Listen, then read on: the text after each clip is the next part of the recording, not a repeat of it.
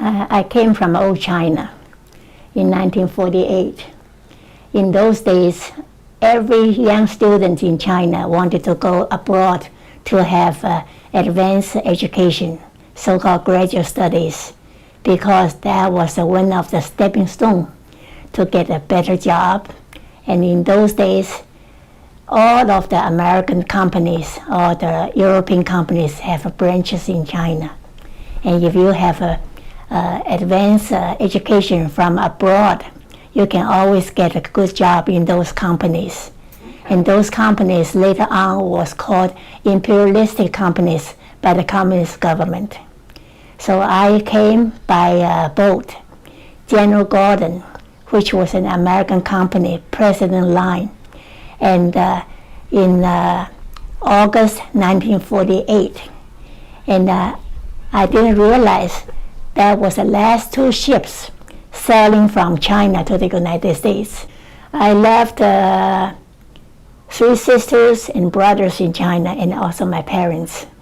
The Chinese family all have large families.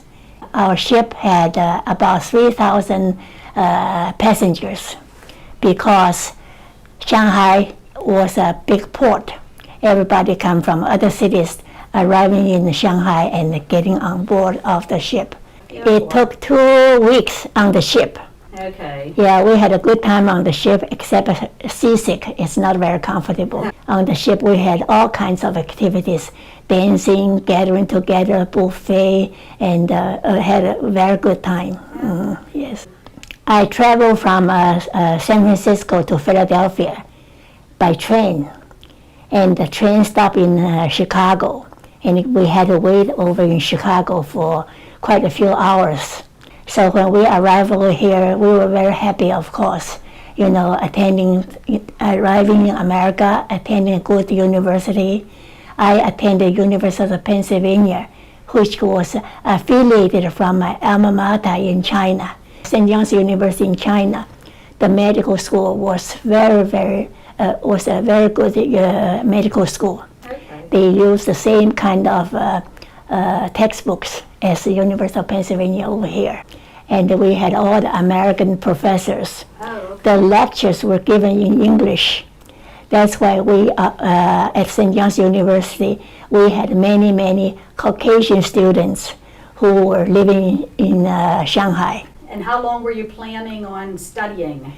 Just 1 year, 1 year for graduate work and then going back home. Okay. That was the original plan for all the students. In those days, nobody wanted to stay abroad. They all want to go back to China, get a good job, grab a good job. Okay. Yeah. Did you feel welcome to Philadelphia? I think because we live in China in the cities. Oh, So in the city there are foreigners, so-called foreigners, the Caucasians. So we were getting very much used to the foreign people and the food and the living style, whatever. So it's not hard to get adjusted. You just didn't like cheese, right? That was something that you had trouble with. Right, yeah. But I can eat cheese on pizza. Okay. Everybody likes pizza. Yes. So I stay here. I came here and stayed with my high school friend Okay. for quite a while.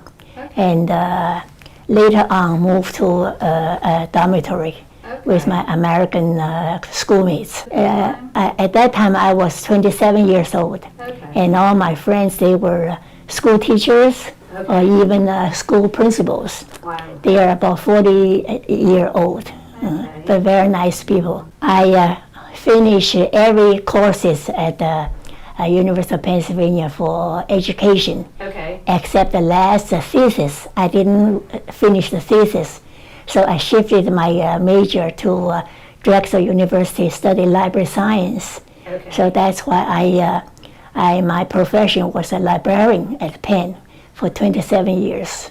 But you made that decision to change to library science after, was that because you were interrupted about returning home? That's China? right, yes. So in 1949, China became communistic, and that there were no diplomatic relationship between the United States and China. And that's why the United States did not let us go home. And so that's why all our students was forced to stay in the United States. And how did you feel whenever? Well, I think when you were young, you just don't feel very much, just feel homesick. Yeah. And in those days, the telephone service was not as good as nowadays. So a few people once for a while called China, and they said, we're not going to call anymore because the first hour in the calling the telephone is just crying, waste all the money, crying. Okay. Yeah, and it was very expensive in those days. Oh boy. Did you hear what the influence Mao had in China? Could you tell that there have been drastic changes in China? Not much. Okay. Not much. Even for family letters, they did not tell anything because they are afraid to tell whatever happened in China. Okay. And the news was very much censored. We really didn't know much about China at that time. So when did you meet your husband? So my husband came here in 1947. He came here for Wharton School at Penn. Wharton School was a very big name in China. Many of the bankers or the business people had their graduate work at Wharton School.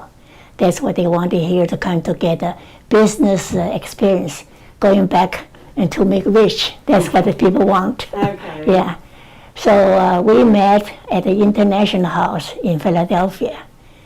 We got married in 1949. We didn't decide to stay, but we just had to stay. Right. Yes. So not until Nixon opened the door in 1972, when Kissinger went to China, and it's a ping-pong diplomacy or something like that. Okay. And then at that time we applied for visa, and my visa did not come until 2 years later. And we were saying we cannot wait anymore. Our parents are getting old, you know, we don't want to miss seeing our parents. And they were saying, don't worry, everybody is getting old. You'll get a visa one of these days. I was able to go back in 1974. Okay. After 27 years staying in the United States. Wow. Well, China changed so much. My father had a 4-story house. He was reduced to a second floor, 2 rooms. But he was still lucky that they let him stay in his own house on the second floor.